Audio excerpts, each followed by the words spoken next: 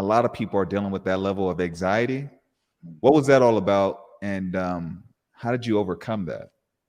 Okay. Well, jiu-jitsu is where this all came out. So I had experienced abuse as a child, physical abuse at a very young age. I was unable to help myself. I was very small. And at that age, when you're overwhelmed by violence, the nervous system will go into a freeze response, or fawn, which is sort of a fainting response. And I was doing jujitsu, and my coach, who amazing, is a world renowned champ, great guy. He saw me trying to execute the move he just showed us, which was an offensive move on the mats. It was like I forget what it was. It was something related to the Dars. It was some sort of choke. And I stopped. I put my hands on my opponent where I was supposed to put them, and then I just froze.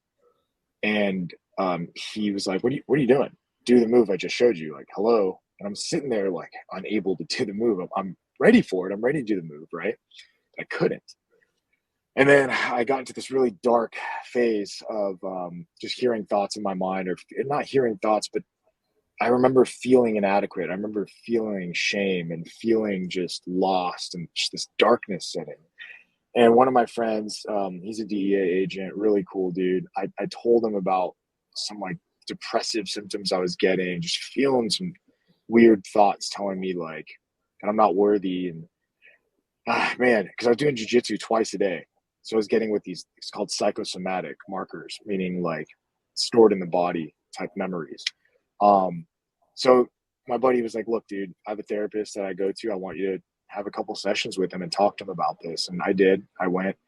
And so the therapist had me in his office, and we talked about it and said, where do you feel the freeze response? Where do you feel this in your body? So I was like, well, I feel this hole in my gut, like it's just this dark emptiness.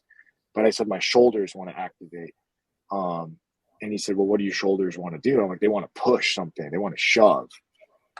And so he had me stand up and push on the stool with him. It was this crazy experience. And then I had this flashback where I was pushing on a door as a very small child. And I heard the abuser's voice on the other end basically saying, like, you can't hide from me. I'm coming to get you. And you're going to get what's coming. And I just started weeping, man. My shirt was just drenched in like tears. And I had no idea. I was like, oh my gosh, like, what was that about? He's like, well, you just had flashback. And he said, so what you have is called, it's a form of PTSD. It's called CPTSD. He said that you're having a freeze response in jiu-jitsu because you're, as a child, when you're abused at that young of an age, your motor responses to protect yourself are offline. So he said, you don't have an offensive motor response. You have a defensive motor response because as a kid, I would just ball up and take the punishment, the beating, you know? So yeah, so in jiu-jitsu it came out, and then through therapy, I grieved, man. I grieved a lot. I never cried so much in my life, and I'm a crier.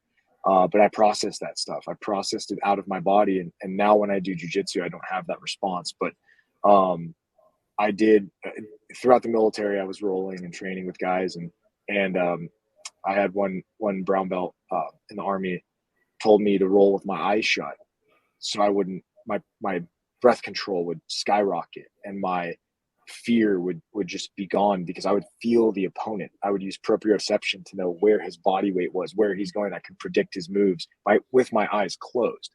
I was able to do better jiu-jitsu than looking and trying to read the situation because my brain was getting overwhelmed.